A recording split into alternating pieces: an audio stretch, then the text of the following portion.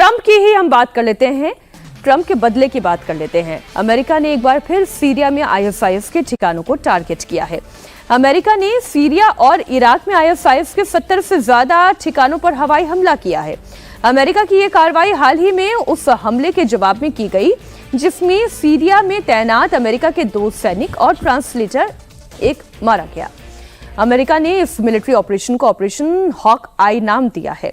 America के हवाई हमले में आईएसआईएस आतंकियों के ठहरने की जगह हथियार रखने के गोदाम को निशाना बनाया गया है।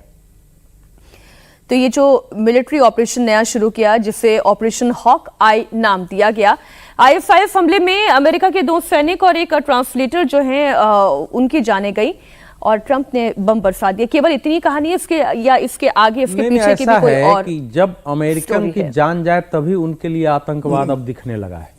11 सितंबर 2001 के बाद अमेरिका के नेतृत्व में वार अगेंस्ट टेरर शुरू हुआ था पूरी दुनिया में, जिसके बाद उन्होंने अफगानिस्तान पर बमबारी की थी, पाकिस्तान के कुछ क्षेत्रों पर भी हमला किया और उसके बाद उनकी सेना सीधे घुसी थी। इराक उसी का पार्ट बना था, लीबिया उसी का पार्ट बना था, सीरिया में भी वो था और आईएसआईएस के साथ वो युद्ध चल रहे थे। अमेरिका को ये उत्तर देना चाहिए कि आपने उस युद्ध को रोककर अपने को वापस क्यों किया, अगर वो युद्ध उसी के लिए था, क्योंकि इराक के पास तो उस प्रकार से कोई विनाशकारी विपन मिला नहीं था।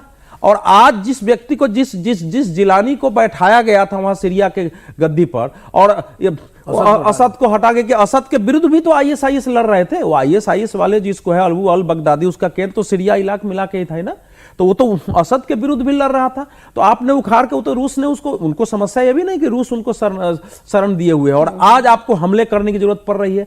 और अगर यही कार्रवाई इजराइल ने जाकर के कर दिया था एक देश में जहां उसने कहा कि हम देश पर हमला नहीं कर रहे हैं, वो आतंकवादी बैठा हुआ है, तो उसको बुला के फोन करवा के माफी मंगवा रहे हैं, माफी मंगवा रहे हैं। भारत करेगा तो वो फिर वो समस्या आ जाती है। तो ये जो वो कुछ कर रहे हैं वो केवल अपना एक प्रभाव, अमेरिका का दबदबा इस क्षेत्र में बने रहे। जिलानी को कहा कि तुम इस समझौते पर हस्ताक्षर करो, तुमको हम पैसा देंगे, तुम्हारे साथ व्यापार करेंगे।